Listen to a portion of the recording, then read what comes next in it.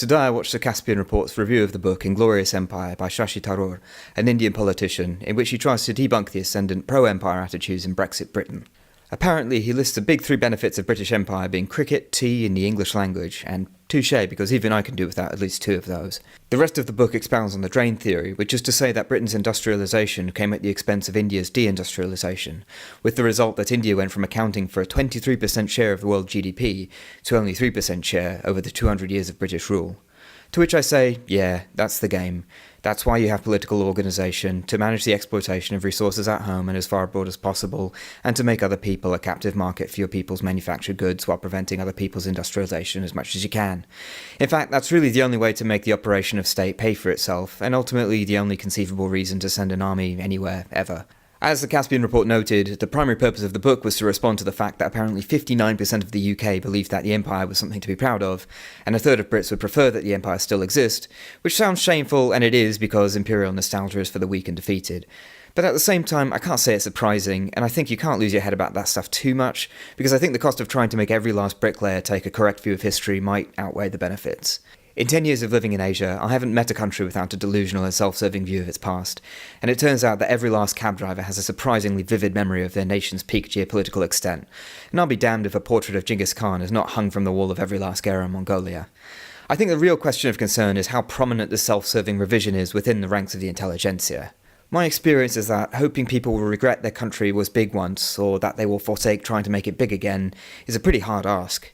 And to get back to the British, I have often wondered, can you earnestly, as a Brit, regret the Empire, considering the incredible payoff it still confers to the national institutions that arose to train people to join organisations that could operate on every corner of the globe, the immense accumulated knowledge and experience that still benefit Britain today, the power to travel the world speaking your mother tongue and being understood and treated with respect? Is it possible to be British or even British diaspora in Canada or the US and not benefit from all of that? And what would you wish for the counterfactual to have been? That the French had done it instead, or that we'd lived under an Asian sphere of influence in Europe? Even if you can see that the Empire did the Indians no good, and even earnestly wish that India had had a better run during that period of history, considering how much it all did for the British, I wonder if you can be British and honestly wish that there had never been an empire without descending into absurdity.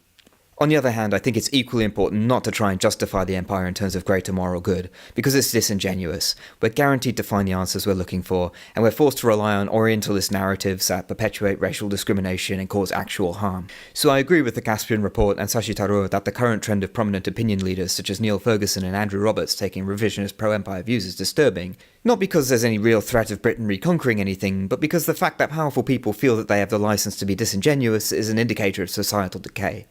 The Empire was brutal, and we have to integrate that fact into our belief systems. And if we can't, if we privilege our beliefs to the extent that we willfully ignore facts, we have to ask ourselves, how useful are those beliefs going to be when we have to interpret more facts in the future?